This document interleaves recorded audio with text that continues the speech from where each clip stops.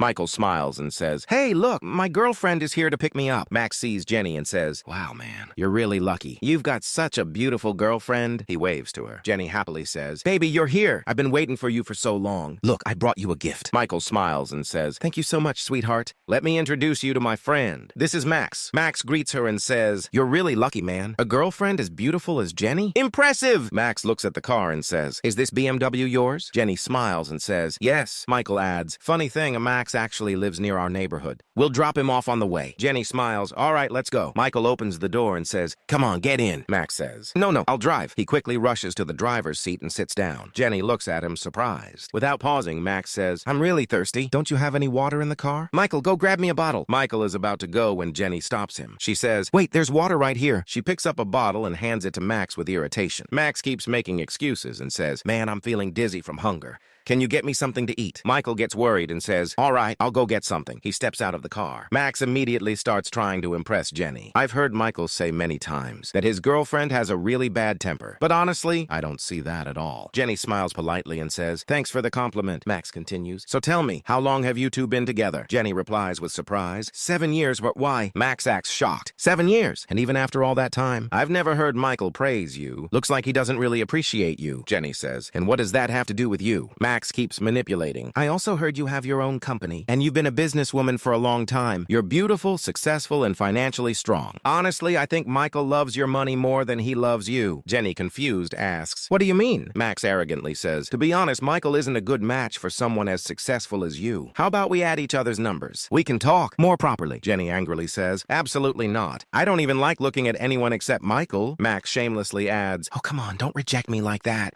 You have no idea how many awful things Michael says about you behind your back." Jenny snaps, "Stop it. He's my fiancé. I know him better than you ever will. You're just his co-worker. Why would I believe you? And besides, people nowadays love trying to separate couples." Max keeps pushing. "You don't know. Michael flirts with every girl at the office. He just pretends to love you." Jenny gets even more upset. "Enough! My husband-to-be is a good man. I trust him completely. Because I chose him. You can't break our relationship with a few lies. And as for flirting, maybe you should look at your own behavior. My fiancé treats you like a friend, and here you are, talking bad about him behind his back. That says everything about your character." Jenny's eyes fill with tears as she says, "People like you are the reason why others lose trust in those who truly love them." She quickly pushes Max out of the car. At that moment, Michael returns. Jenny sees him and gets happy, gently holding his hand. Dear viewers, true love is built on trust. Where there is real love, there is always faith and loyalty.